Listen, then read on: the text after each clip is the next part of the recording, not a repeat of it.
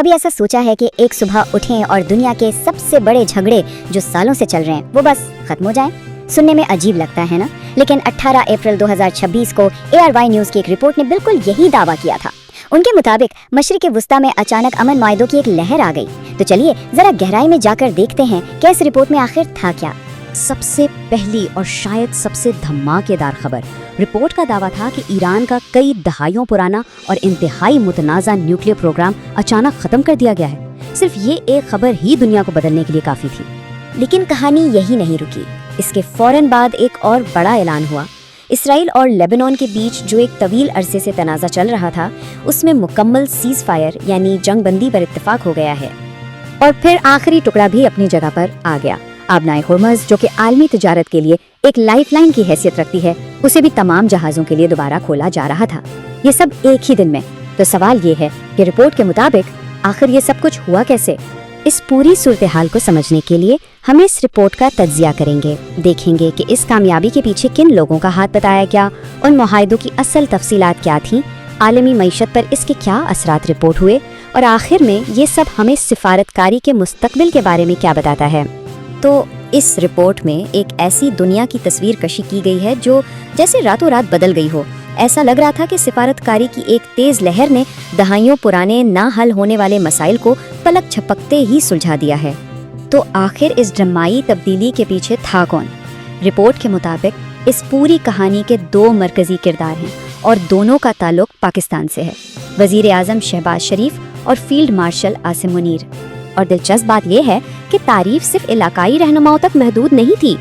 Report میں امریکہ کے سابق صدر ڈونلڈ ٹرمپ کا حوالہ دیا گیا، جو پاکستانی قیادت کی بہت کھل کر ذاتی حیثیت میں تعریف کر رہے تھے۔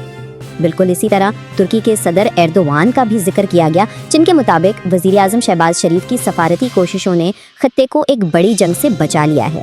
اور یہ تعریفوں کا سلسلہ پوری دنیا میں پھیلتا ہوا نظر آیا۔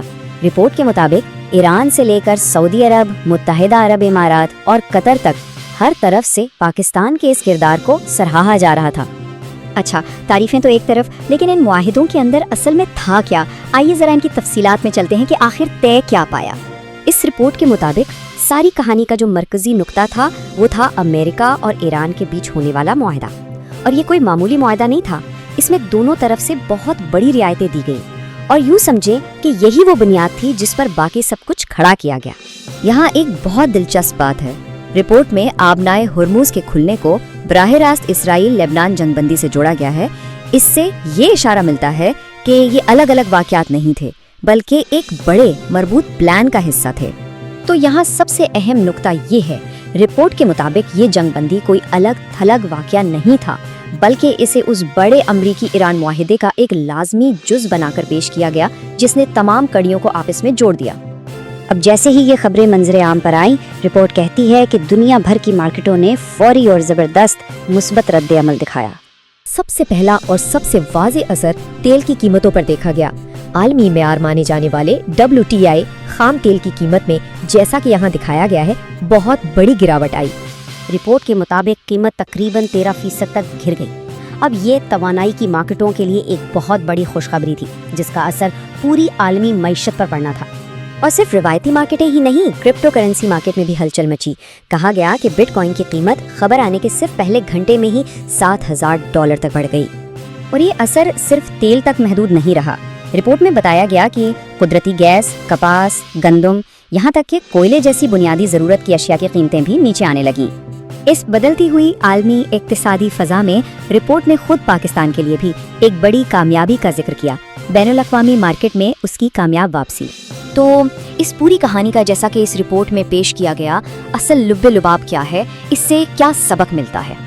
یہ پوری رپورٹ اپنی ذات میں اعلیٰ سطحی سفارتکاری کی ایک مثال کے طور پر پیش کی گئی ہے۔